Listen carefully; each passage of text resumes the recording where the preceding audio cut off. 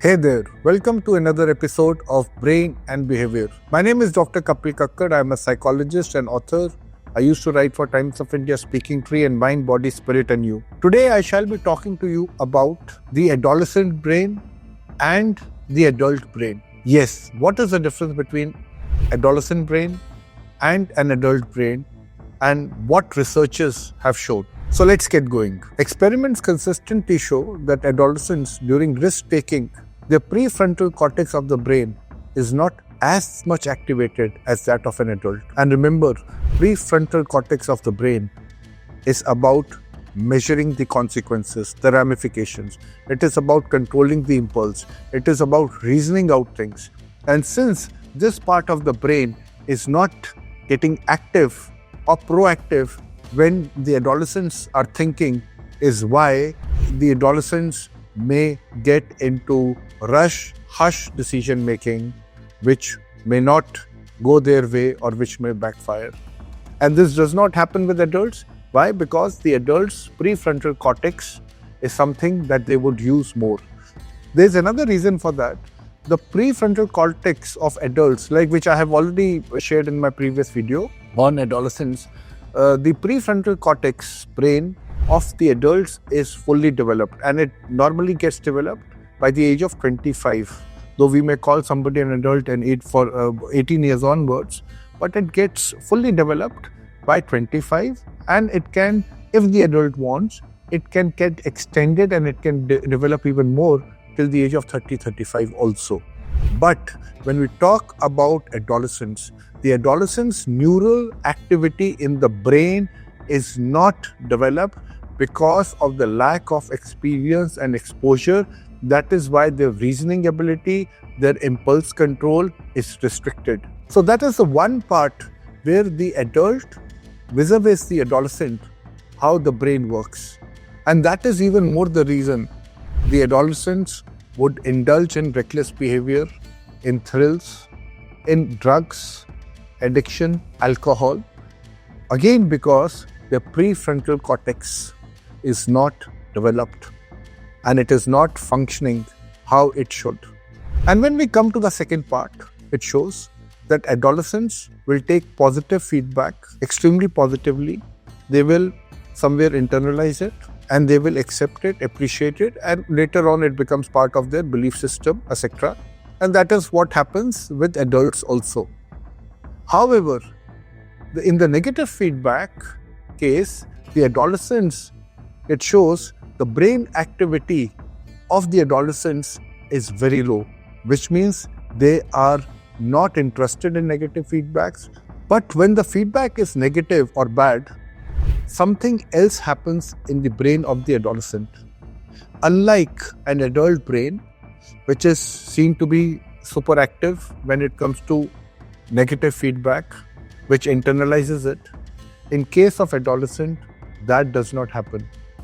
The brain activity is bare minimal when it comes to giving negative or bad feedback to the adolescent. And that is the reason the adolescents will not listen much on the negative feedback. Vis-a-vis, they will also never learn from the negative feedbacks. Why? Because their brain is not processing it, or you may say they are not allowing their brain to process it because their prefrontal cortex, again please remember, in adolescents, the circuits of the prefrontal cortex are limitedly made or done, and one of the reasons why the process takes a longer bit of time or the process of certain information do not happen. And because teenagers, they don't take negative feedbacks seriously, that is why they keep hopping from one stream to another, from one interest to another interest, because their PFC, prefrontal cortex, has not processed the information about the reasoning and the logical side of it, is why you would see them wandering more and getting focused less. Now let us come to the third research, or third point that I like to share with you between the adolescent brain and an adult brain. Dopamine, when it comes to adolescent, it excites adolescents when there is novelty, when there is creativity, when there is new experience. And that is the time when it's been seen that the dopamine level would go north like anything rapidly, and vis-a-vis an adult where the dopamine level would go up when they are anticipating the result or when the result comes in their favor, but it will not go as high as what it does in the case of adolescents. And that is what adolescents would like. They tend to like novelty, creativity, and that is why you would see them experimenting with different kind of foods vis-a-vis adults who might resist to it. They would like more adventure vis-a-vis the adults.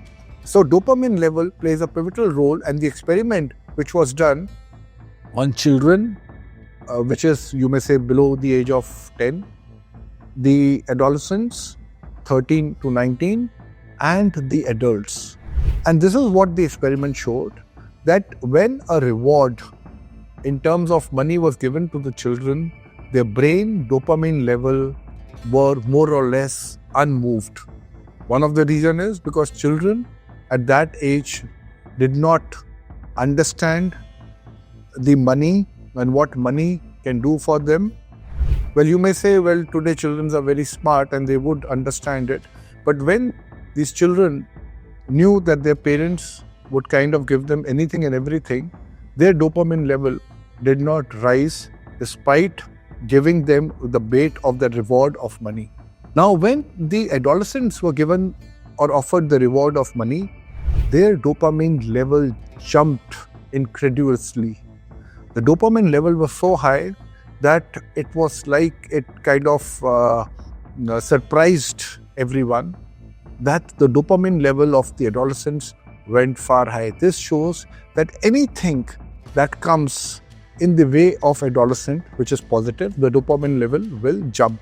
Now, and when the same reward was repeatedly given to the adolescents, their dopamine level, it started falling, which means they lost interest. They did not have that interest in that reward anymore. And that is what happens with the adolescents, and that is why there is shift of interest from one point to another because of the gratification. Once they get it, they are looking for some newfound gratification rather than repeating the same gratification and getting the dopamine level high every time. And when the adults were offered money, their dopamine level also expectedly went high.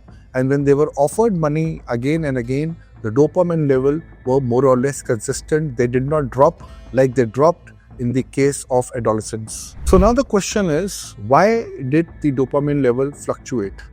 What was brain imaging showing? And this is what it shows, as you would be seeing on your screen. Reduced activity in the ventromedial prefrontal cortex, VMPFC, the area involved in evaluating consequences. In the case of adolescents, the VMPFC, which is ventromedial prefrontal cortex, showed reduced activity, and a heightened activity was found in ventral stratum, the brain's reward center. However, in the adult's case, this imbalance was not there, which means the adult's brain was consistent with the dopamine and the reward vis-a-vis the adolescent brain, wherein there were fluctuation, wherein one part going right up, getting super active, and the other part kind of dying down, which was VMPFC. So this is the reason why you would see that adolescents, they would behave in the way they behave, be it being impulsive, risk-taking ability, or maybe trying few things here and there, and the gratification, and why they get addicted to certain drugs, etc. If you like this video, kindly share it far and wide. Thank you so much.